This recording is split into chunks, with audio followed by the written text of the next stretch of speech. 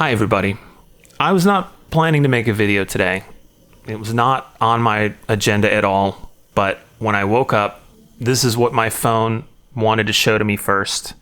And I had such a visceral reaction that here I am talking to you now. I came out here, I set my stuff up, and I'm ready to go because, well, let me just read you the head. Let's just take a step back. I'm going to read you the headline. I'm going to tell you what's going on, and then we'll dive into it. So the headline here, Baldur's Gate 3 dev calls Randy Pitchford's $80 Borderlands 4 comments gross because it implies the FPS is more important than, quote, making it day to day. So I dove into it. It's obvious. I mean, it's all there in the headline. Randy Pitchford has said that it's not his call what the price of Borderlands 4 is, but it might be $80. And if it's $80, if you're a real fan, his quote, you'll find a way to buy it anyway. Here's the tweet in question. He provides an anecdote of being in high school and buying a game because he really wanted it, using his money from his job at an ice cream parlor in Pismo Beach. None of that's important.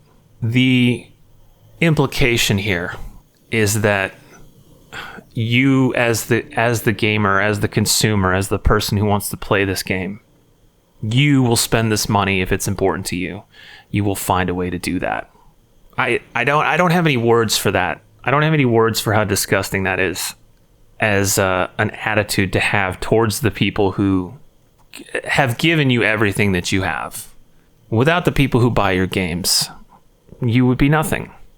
But let me clarify before we go any further, because this is a very important issue, and I feel like the conversation around this issue is not being centered correctly when we talk about it.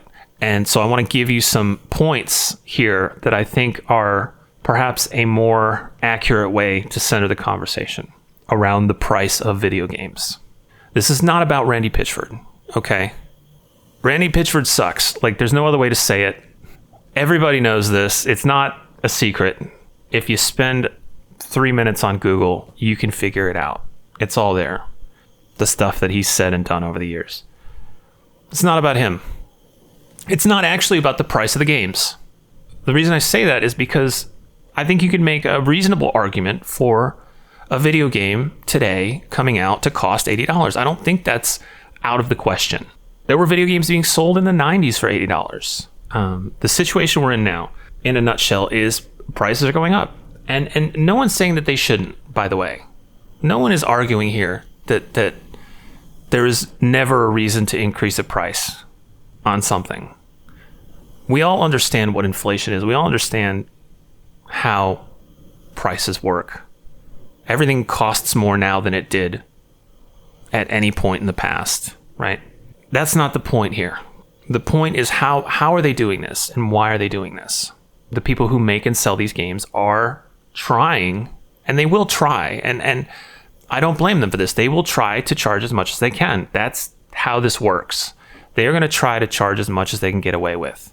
Our job as the consumers, as the people who buy these games and who invest in these games, is to push back and to say, okay, you've gone too far. Where's the line? What's the limit? They were testing the waters. The PS5, when they announced that games would be $70, that was testing the waters. And they have been testing the waters for years now. This is not new. This was just the first time that it stuck. Went to 70, stayed there. Nintendo has now come out and said, well, this game's going to be $80. Okay. And there's, again, valid reasons, like tariffs, valid reason for a price to go up. Tariffs are a tax on consumers. Is it fair? That's our call as the consumer, right? We say, is that fair? We want that. Do we want it? Yes or no? Can we afford it? Yes or no? But what they're going to do, and I can promise you this is not the end of it by any means. They saw that 70 stuck. They would love it if 80 would stick. They'd love it even more if 90 would stick. That's why there's this discussion around GTA 6 costing $100, because every publisher loves thinking about selling a video game for $100. They love that. Whether they do it or not, they would love for that to happen. Because it's just more money. Who doesn't want more money, right? Just as every consumer would love if video games were $40. I would love that. I'd buy a lot more games, for sure. That's how this works, okay? So let me just break this down. I'm going to go through these here. This Forbes article makes a good point. The highest rated games of this year so far are $50 or under.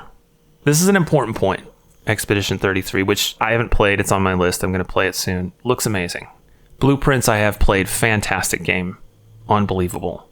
Split Fiction, incredible. Playing it right now with my friend. And I paid, $40 for that, I think? Maybe 50, I don't know. It was 50 or under. I don't remember the exact price, but I was like, yeah. It was a no-brainer for me because I've played their games before and I know how good they are. They delivered. It's fantastic. Beautiful game.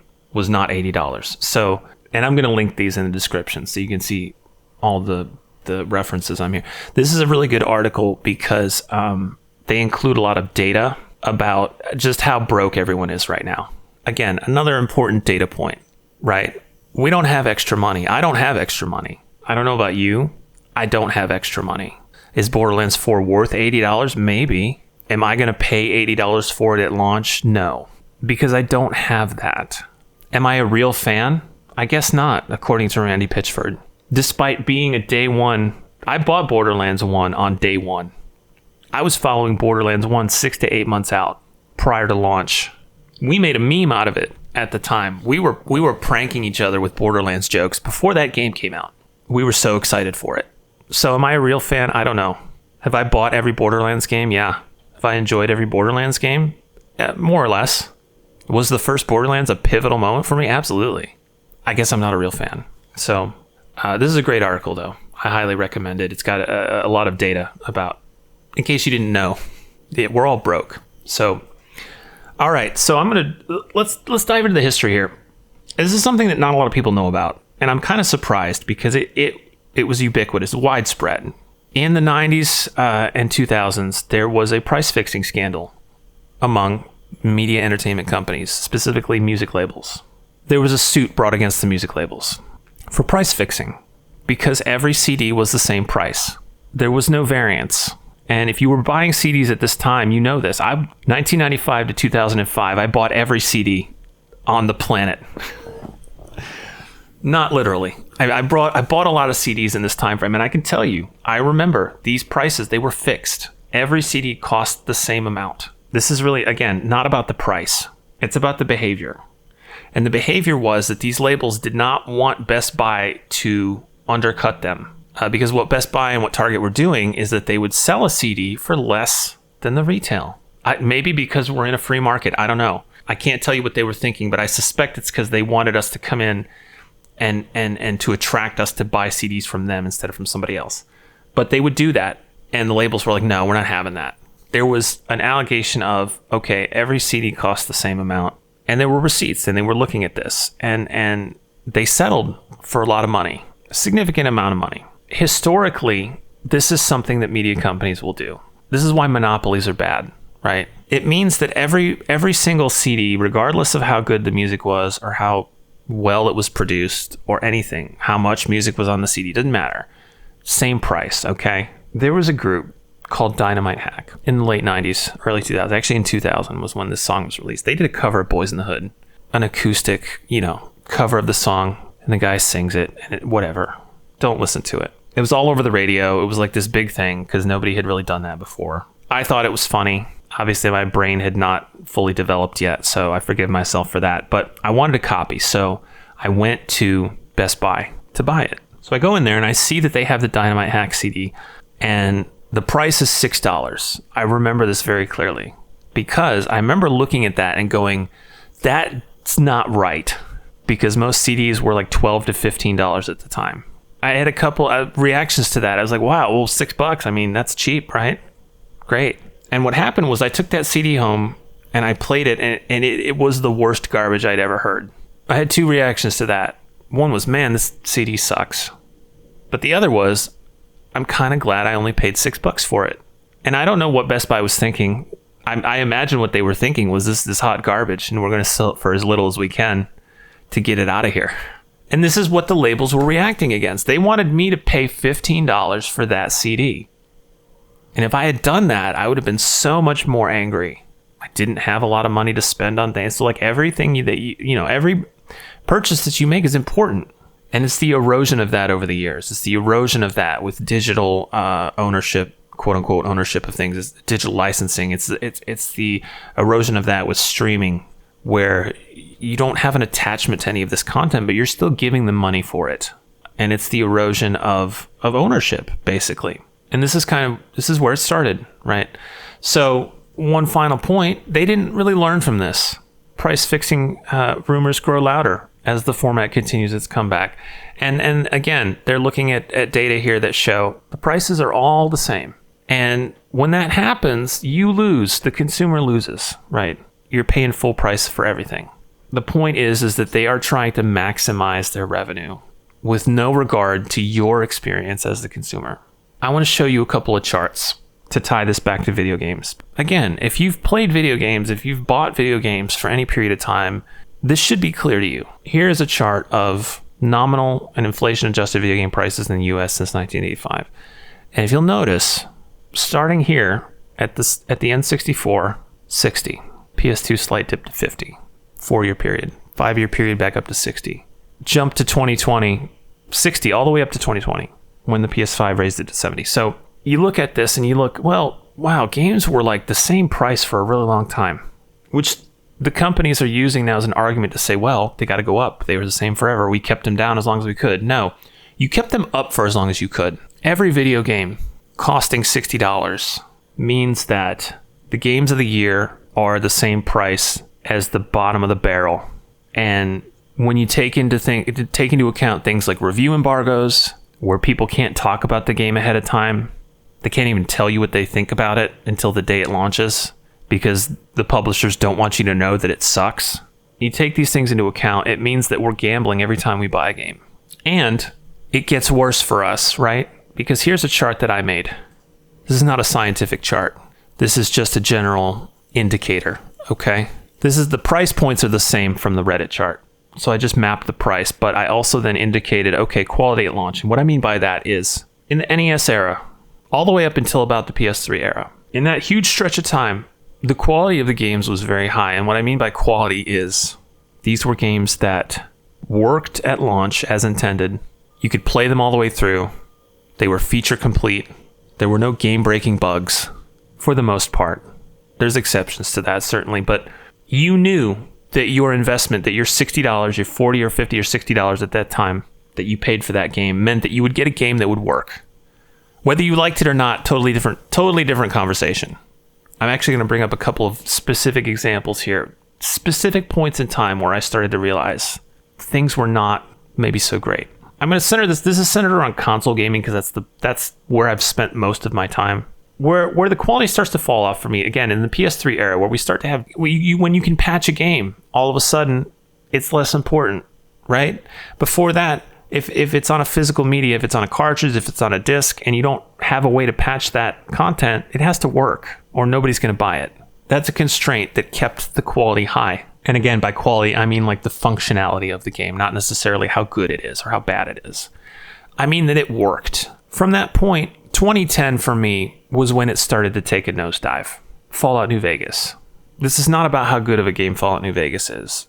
It launched with a ton of bugs and glitches, including the cowboy hat glitch, which would lock your game. It was game breaking. It was a severe bug. It was not a good situation.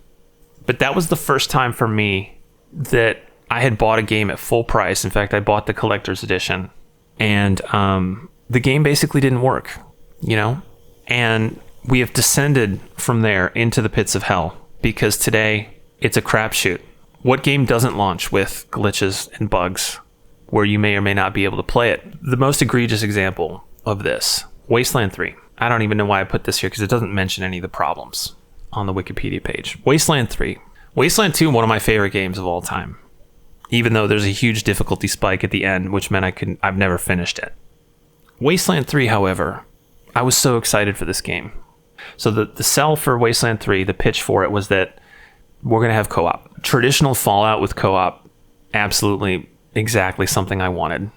I pre-ordered it. This was the last time I pre-ordered a game. I hyped my friend up about it. We got so excited. Launch day. Multiplayer did not work. You could not play multiplayer on launch day. It would not connect. So the next day we actually are able to get in to a game together. And it didn't work. It didn't function. The game could not function. It would go at most 10 minutes, most of the time about 5 minutes before it would crash. But I wanted to play this game so much, and I was so into this game that we would just have this routine. We just started this ritual of saving every 2 to 3 minutes, which is obnoxious. Okay, there's a game-breaking dialogue bug that just soft locks your game. You could soft lock in the inventory. The cursor would desync in the inventory. If you just moved it around enough, it would just desync. And it didn't work. We suffered through that game. But we played it. We played it all the way through, saving every 2 to 3 minutes, losing progress at some points because we'd forget to, and having it crash. It crashed on my end. It crashed on his end. We had soft locks. We had everything you can imagine. Total garbage fire of a game. Was the game itself good? Yeah, it was pretty good. It was fine.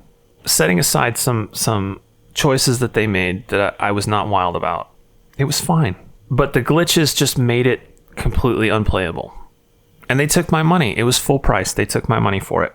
That was the last time I pre-ordered a game. So my question to Randy Pitchford, to kind of close this all out, is, do you remember Duke Nukem Forever?